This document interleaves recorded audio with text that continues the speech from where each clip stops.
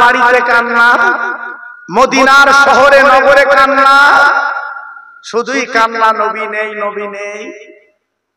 কে যেন ডাক দিয়ে বলছে, শোনো, দিনের নবী এখনো বেঁচে আছে। একটু জোরে চিল্লে বলুন সুবহানাল্লাহ। আর একটু জোরে বলা গেল না? কে যেন বললো দিনের নবী এখনো বেঁচে আছে বাবা। মা ফাতেমা ছুটে ছুটে ওহদ পাহাড়ে গেল, ওহদ ময়দানে গেল। সাহাবীদের জিজ্ঞেস করে, মদিনার ভাই, আমার আব্বা কই? আমার আব্বা কই? সবাই দেখিয়ে দিল ওই পাহাড়ের পদতলে তথা পাহাড়ের কাছে তোমার আব্বা শুয়ে আছে। মা ফাতেমা ছুটে গেল, যে দেখে নবীর গাল থেকে রক্ত গল গল করে বেরোচ্ছে।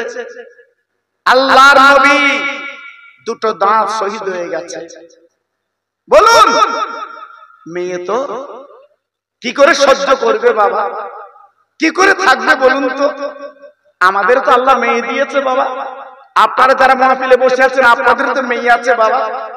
যদি কিছু হয় বাপ মার, মেয়ের কিন্তু কলজে ফেটে যায়, সহ্য করতে পারে না। তাই ফাতেমা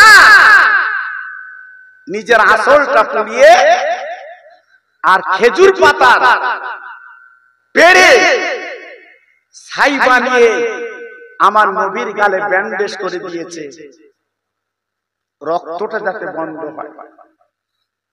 আল্লাহর নবী হুঁশ এসেছে, প্রশ্ন করে, মা গো, তুমি আমার গালে কি দিলে মা?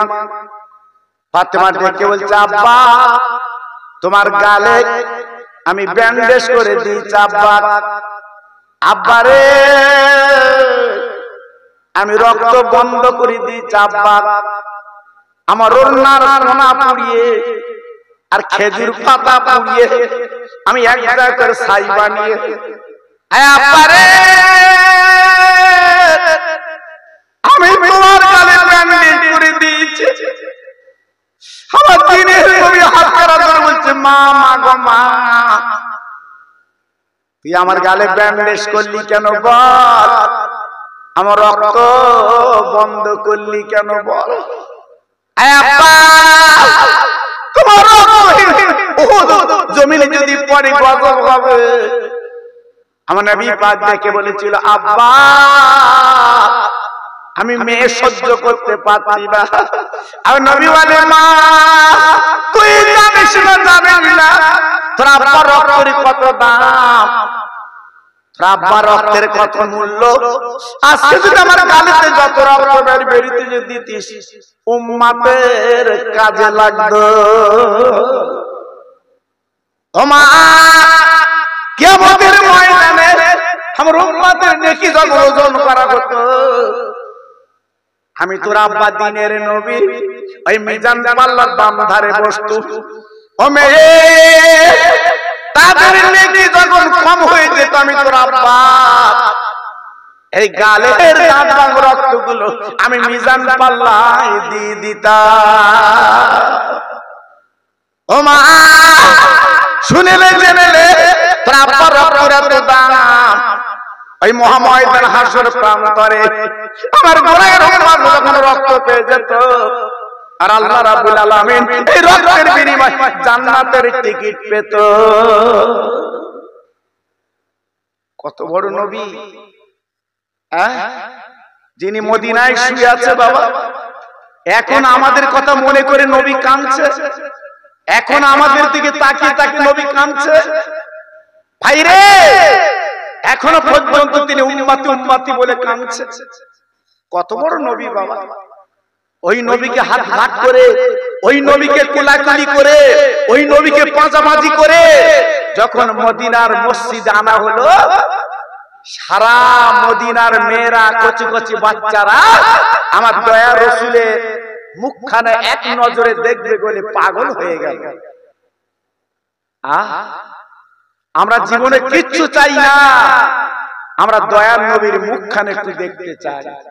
জোরে বললেন না? আর একটু জোরে বললেন না? আমার নবী কি বন্ধনে টাকা দিয়েছিল কারণ? আমার নবী কি 700 কার্ড দিয়েছিল? আমার নবী কি কৃষক বন্ধু দিয়েছিল? না, আমার নবী কি দিছিল? নবীর ঘরটা দেখে আসবে আল্লাহর কাবার পাশে, দেখে আসবে। নবী দেবে কোথা থেকে? আমার নবীর তো 1 শতক জমি ছিল না বাবা। অনেকে তো বড়াই করে গরম জায়গায়। আমার নবীর 1 শতক জমি ছিল না। আমার নবীর জীবনে কোনো দলিল পর্চা বলে কিছু নেই বাবা। কেন? আমার নবীর দাদা বেঁচে ছিল, নবীর আব্বা মারা গেছিল, এই জন্য জমিগুলো মৌজু হয়ে গেল। নবীর চাচারা ওরাই ওয়ারিসান হলো। আমার নবীর কিন্তু 1 শতক জমি হয়নি বাবা। তার নবী মানুষকে কি দেবে বাবা? হ্যাঁ দিয়েছে, আমার রাসূলুল্লাহ দিয়েছে ভালোবাসা। কি দিয়েছে বাবা? কথা বলেন না কেন? ভালোবাসা। মুগ্ধ হয়েছে মানুষ, পাগল হয়েছে মানুষ। জি, চিন্তা করতে পারছেন? আমার নবী পাক মানুষ তৈরি করেছিলেন। হ্যাঁ, হযরত ওমরের ইতিহাস আজকে দেখছিলাম। খলিফাতুল মুসলিমিন হযরত ওমর, তিনি যখন মদিনার গভর্নর রাষ্ট্রপতি, সাদা মাটা জামা, মদিনার এলাকা ঘুরছে একা। জোরে বলবো, সবাই চিল্লে বলবো।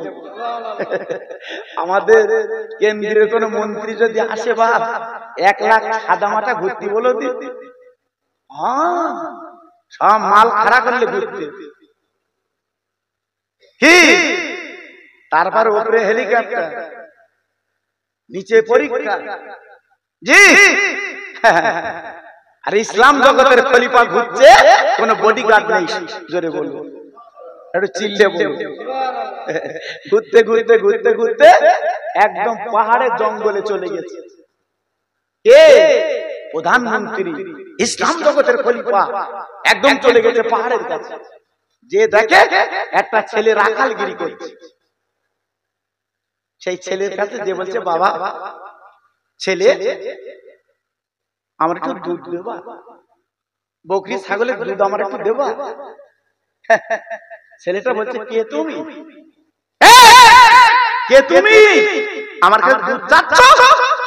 আমি রাখালগিরি করি, মালিকের ছাগল, আমার দুধ দেবার অনুমতি নেই। দেখেছ?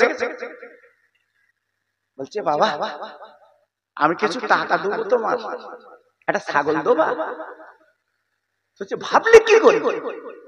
ভাবলে কি করে আমি ছাগল তোমার দেব? মালিক আমার কাছে জমা দিয়েছে, আমি রাখালগিরি করি, আমি যে কটা ছাগল এনেছি ওই কটা ছাগল আমার মালিকের গোয়াল ঘরে তুলে দেব। কিছু বুঝতে পেরেছে? কিছু বুঝতে পেরেছে? হ্যাঁ বাবা, খলিফাতুল মুসলিমিন হযরত ওমর গলাটা জড়িয়ে 2 গালে চুমু দিচ্ছে। বাবা তুমি আমার চিনতে পেরেছো আমি কেডা? তুমি আমার চিনতে পেরেছো আমি কেডা? বলছে, হুজুর আমি আপনাকে চিনি না। বলছে, আমি ইসলাম জগতের খলিফা, আমি হযরত ওমর। ছেলেটা তখন কাঁপছে, হুজুর আপনি সেই খলিফা, আপনি সেই নেতা, আমার কাছে দুধ চাচ্ছেন, ছাগল চাচ্ছেন? বলে, বাবা আমি ইসলাম জাহানের খলিফা, আমি কতটা মানুষ কমপ্লিট করতে পেরেছি, তাই পরীক্ষা করে দেখলাম সত্যিকারে আজকে আমি মানুষ তৈরি করতে পেরেছি। একটু জোরে বলো তো। ভাটাতে ইট যাচ্ছে, রাস্তাদার লাভ আছে। আমার কাছে বুঝতে পারবে, তবে সবার বলতে নেই বাবা, হয়তো মনে করতে সবার মধ্যে বলতে, কারণ আমার তো মিডিয়া হয় বাবা, খুব বিপদ বাবা, আমার কথা বলতে গেলে খুব বিপদ বাবা। আমি নিজে হাই রোড যখন আসি, মাঝে মাঝে চা খাই তো রাস্তায় ঘুম লাগে। এই গত রাত্রির বাড়ি গেছি বাবা, রাত তখন 2:30, এই গত রাত্রি বাবা। জি, এই তোমাদের জীবন বাবা, কি করব? রাস্তায় লেবে একটু চা খেতে হয়, উপায় নাই। হ্যাঁ দেখি যে ঝুপঝাপ করে ইটের লরি বেঁধে ইট লাগাচ্ছে। আমি জিজ্ঞেস করছি, এখানে লাগাচ্ছ কেন? আমার বলতে, তুমি টুপিওয়ালা বসবা না, চল যাও। আল্লাহ আমি বলবো দোয়া কমনে করো, মিলাদে না করে এখানে করলে ভালো হতো। জি আমরা আছি কোথায় বা, আছি কোথায়? একটু ভাবলে না, একটু চিন্তা করলে না? চতুর্থ জায়গায় কত মলম লাগাবো কত। জি আজকের আমাদের অত পতন কেন? আজ আমরা শেষ হচ্ছে কেন? 9 কাঠা জমি 10 কাঠা করে খাচ্ছ, আর মাঝে মাঝে দাড়িতে হাত দেবে সুবহানাল্লাহ সুবহানাল্লাহ। উফ কি সুবহানাল্লাহ চালাচ্ছে তা আল্লাহ জানে। জি একটু ভাবলে না এই জমি তো তোমার না, হ্যাঁ টাকা ধার দেছে, মরণের সময় গিয়ে বলতে কেউ যদি কিছু পাও, ও ছেলে আছে বলো, ছেলে মাথা নিচু করে বলতে বলিস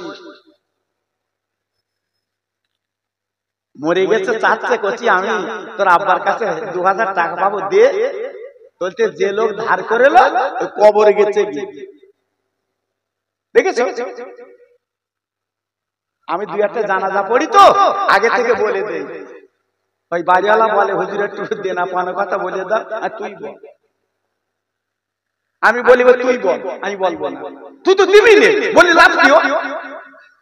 আমার কথা বুঝতে পারছেন? এই জন্য বলছি বাবা খুব সাবধান। হযরত ওমর খাত্তাব রাদিয়াল্লাহু তাআলা আনহু ছেলের 2 গালে চুমো দিয়েছে, জোরে বলুন সুবহানাল্লাহ। একটু চিল্লে বলে, আর কি জোরে বলে। কেন চুমো দিলে বলুন তো?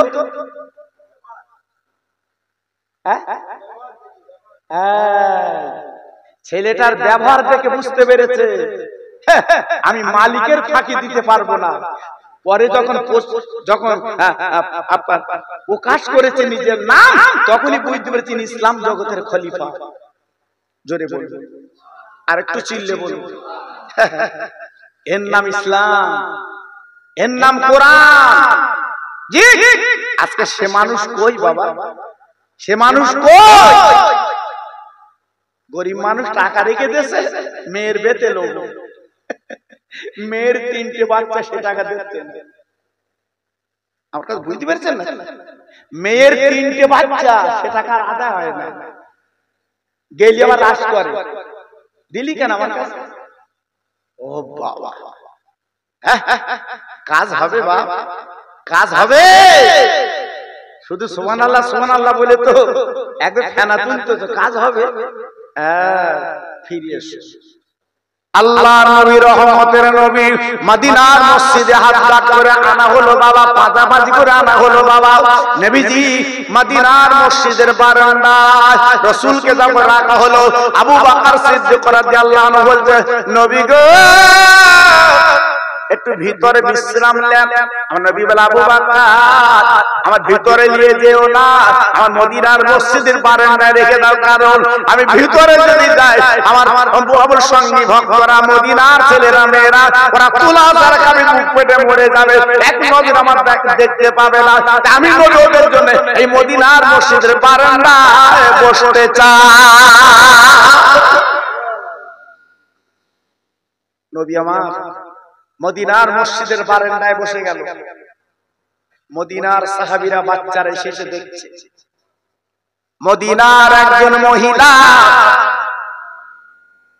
কাঁদতে কাঁদতে মাথার চুল ছিটতে ছিটতে আসছে, আমার নবী কই, আমার নবী কই, নবী কই, নবী কই। কাঁদতে কাঁদতে যখন আসছে, মদিনার একটা সাহাবী হাত লম্বা করে দাঁড়িয়ে বলছেন মা, ও মা, ও মা, তুমি এমন করে কোথায় যাচ্ছ মা? ডেকে বলছে বাবা আমার দ্বীনের নবী নাকি বেঁচে নেই, আমার রহমতের নবী নাকি বেঁচে নেই বাবা, ওই কাফের বেঈমানরা নবীকে মেরে দিয়েছে, আমি নবীর পাগল, একটু নবীর কাছে যাব বাবা। এই সাহাবী বলে মা গো তোমার নবী দেখার আগে তোমার কতটুকু বলি মা গো, তোমার যুদ্ধের ময়দানে তোমার লায়েক 2টো বেটা ওই যুদ্ধের ময়দানে শহীদ হয়ে গেছে মা। ওই বুড়ি মহিলা সাহাবীর মুখে তাকিয়ে বলছে আমি আমার সন্তানের কথা শুনতে চাইনি। আমার সন্তানের কথা কেন তুমি বললে বলো? আমার দিনের নবী কেমন আছে? ও ভাই, আজকের এলাকায় খেসা মুসলমান এত বড় মাহফিল ছেলেরা দিয়েছে। আজকের একজন করে বাড়িতে নবীর মাহফিল আসতো, প্যান্ডেল খুলে দিতে হতো। কিন্তু কপাল খারাপ, বাবা কি বলবো, নবীর মাহফিল ভালো লাগে না। মোরা বিশাল কৌমাটা যাচ্ছে, রাত 10টা বাজে বাড়ি যায় না। চার দোকানে বসে তুমি যাচ্ছ, কিন্তু যেদিন তুমি কাফন করবে সেদিন ওই চার দোকান কাজে লাগবে না। এই মাহফিলে যদি 1 ঘন্টা তুমি বসো, 1 ঘন্টা বসার পরে কবর আল্লাহ তোমার নাজাত বানিয়ে দেবে। তাই নবীর ভালোবাসা, নবীর প্রেম কারে বলে? ওই মহিলা আর একটু গেল মদিনার সাহাবীকে প্রশ্ন করে, তুমি দাঁড়াও দাঁড়াও দাঁড়াও, আমার নবী কেমন আছে? সাহাবী চিৎকার করে, ও মামা জননী গো, আমার নবীর খোঁজ তুমি কেন নিচ্ছ? তোমার নিজের খোঁজ একটু নাও। বলে আমার নিজের খোঁজ কি? মানে তোমার স্বামী যুদ্ধের ময়দানে শহীদ হয়ে গেছে মা গো। এই মহিলাটা কইছে, বাবা আমার স্বামীর খোঁজ নিতে চাচ্ছি না, আমার স্বামীর কথা তো আর বলতে চাচ্ছি না বাবা গো, আমার নবী কেমন আছে বলো। তাই মহিলা এইবার ছেলে ছুটে ছুটে ছুটে ছুটে এই মদিনার মসজিদের বারান্দায় উঠে গেল। মদিনার মসজিদের বারান্দায় বসে আছে। এই মহিলা পাজা করে আমার নবীর গলাখানা জড়িয়েছে। ও নবী, আজ আমি তোমার চেহারা দেখে শান্তি পেলাম। আজ আমার দুটো বেটা দুনিয়াতে চলে গেছে, আজ আমার স্বামী দুনিয়াতে চলে গেছে নবী গো। ছেলে মারা শোক, স্বামী মারা শোক, সব আমি নিবারণ করে নিয়েছি নবীর মুখখানা দেখে। জোরে বলা গেল, আর একটু চিল্লে বলা গেল না? নবীর ভালোবাসা কারে বলে বাবা? যুবক, আজকে যে তোমরা মিলাদ দিয়েছো, মনে দুঃখ করো না, এ বিফলে যাবে না। আজকে যারা মাহফিলে চাঁদা দিয়েছো, লিখে রেখে দাও, তোমাদের বিফলে যাবে না। জি, একদিন একদিন এ দান তোমার হাতের কাছে তুমি পাবে। একদিন একদিন এই মিলাদের মূল্য তুমি কবরে শুয়ে বুঝতে পারবে। হ্যাঁ জি, আজকে আমি আপনাদের কাছে বলতে চাচ্ছি বাবা, প্রতি বছর মাহফিলটা তোমরা দাও, দিও। ছোটখাটো হলেও বাবা তোমরা করবে, লাভ আছে, লাভ আছে। আজকে আমাদের লাভ না হলেও মরা মানুষগুলো যারা কবরে বাবা, তারা কিন্তু লাভ পাচ্ছে, তারা খুশিতে আজকে তাদের ঈদের মতো আনন্দ হচ্ছে। একটু জোরে বলা গেল না? আর একটু চিল্লে বলা গেল না? জি, আজকে আমি আপনাদের কাছে বলে দিলাম, একটু ফিরে আসুন, একটু চলে আসুন। যে কথা বলতে বলতে আমি চলে এসেছি বাবা, কবরের বন্ধু কেউ হবে না, একমাত্র একজনই কবরের বন্ধু হবে, তিনি হচ্ছে মদিনায় শুয়ে আছে আমার বিশ্ব নবী। তিনি কবরে আসবে, ফেরেশতারা যখন সওয়াল করবে, আমার নবী কবরে এসে বাধা দেবে, ই আমার উম্মত। জোরে বললেন, আর একটু চিল্লে বললেন না? নবীর ভালোবাসা পেলে নবী এই কথা বলবে না নবীর সাথে দুশমনি করলে এই কথা বলবে? কথা বলবেন? নবীর ভালোবাসলে তবে তো বলবে, নবীর প্রেম নিলে তবে তো বলবে, নবীর মহব্বত নিলে তবে তো বলবে। জি, আজকে নবীর ভালোবাসা নিলে না, নবীর প্রেম নিলে না, তুই মনে করছো আমার নবী কবরে আসবে, খোকা ভাই বলে গেছে কবরে আসবে না। কাজটা করো, আগে কাজটা করো, তারপর পাবে, তার আগে পাবে। আমার বসিরাটের পীর আল্লামা রুহুল আমিন ফুরফুরা শরীফে যখন বেড়াতে, ও ভাইরা রে, বসিরাটের পীর জুতো পায়ে দিত না। আমার বসিরাট পীরের মুরিদরা প্রশ্ন করত, হুজুর আপনি এত বড় দরের আলেম, যাকে বাংলার বাঘ বলা হয়, ওকে বসিরাটের পীর ফুরফুরা শরীফে জুতো পায়ে দেন না কেন বলুন? আমার বসিরাটের পীর কাঁদতেন আর বলতেন, বাবা রুহুল আমিন জুতো পায়ে দেবে না। ও বাবা, কেন রুহুল আমিন জুতো পায়ে দেবে না? শুনে রাখছেন এলাও আমার মুজাদ্দিদের জামাত, যিনি হলেন মহান আল্লাহর ওলি, তিনি এই ফুরফুরা শরীফে হেঁটে চলে চলে বেড়ান। আর আমি রুহুল আমিন যদি জুতো পায়ে দিয়ে বেড়াই, আমার জুতো যদি আমার পীরের পায়ে পায়ে পড়ে, আমি আল্লাহর কাছে কি করে মুখ দেখাবো? আমি রুহুল আমিন জুতো পায়ে দিইনি, আমি খালি পায়ে ফুরফুরায় বেড়াই বাবা।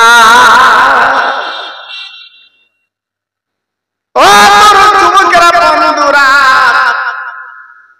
আজকে সেই ফুরফুরা বসিরাটে নিয়ে বাবা কত বিরুদ্ধে কথা বলছে, বাবা কত বাজে মন্তব্য করছে বাবা।